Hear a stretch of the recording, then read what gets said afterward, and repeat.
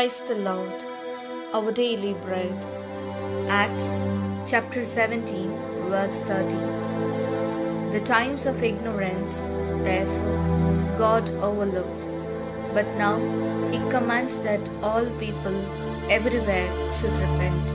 O Almighty God, thank you for giving this wonderful verse. May your presence shower on us. O Lord, we once turned away from you out of ignorance and were wrapped in a life of sin. But you, the Son of God, redeemed us from all our sins through suffering.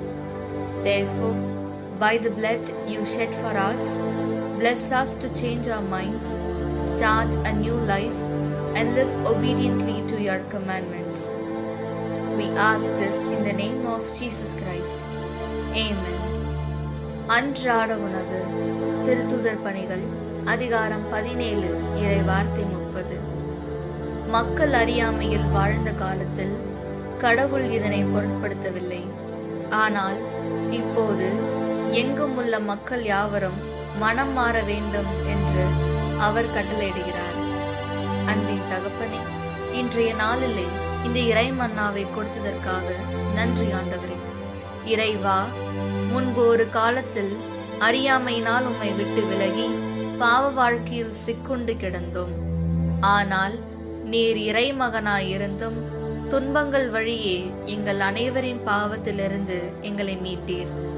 எனவே எங்களுக்காக நீர் சிந்திய இரத்தத்தை முன்னிட்டு மனம் மாறி புதிய ஒரு வாழ்க்கையை துவங்கி உமது கட்டளைகளுக்கு கீழ்ப்படிந்து வாழ எங்களை ஆசீர்வதியும்.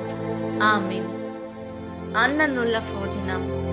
അപ്പോസ്തല പ്രവർത്തനങ്ങൾ 17 അധ്യായം 30 വാക്യം. അന്യതയുടെ കാലഘട്ടങ്ങളെ ദൈവം കണക്കിലെടുത്തില്ല.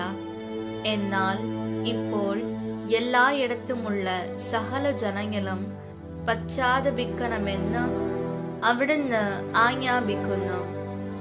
ദൈവമേ, ഞങ്ങൾ അറിയാத കാലത്തെ ചെയ്തു പോയ കുറ്റങ്ങൾ പാപങ്ങളെല്ലാം അങ്ങ് ക്ഷമിക്കുന്നു. ഞങ്ങളുടെ പാപങ്ങൾക്കായി അങ്ങ് തിരുരക്തം സിന്ധിയല്ലോ. അങ്ങയുടെ ശക്തിയാൽ ഞങ്ങളെ നിറയ്ക്കണമേ. ഞങ്ങൾ പാപം വെടിഞ്ഞ് ഒരു പുതിയ ജീവിതം ജീവിക്കുവാൻ ഞങ്ങളെ അനുഗ്രഹിക്കണമേ. ആമേൻ.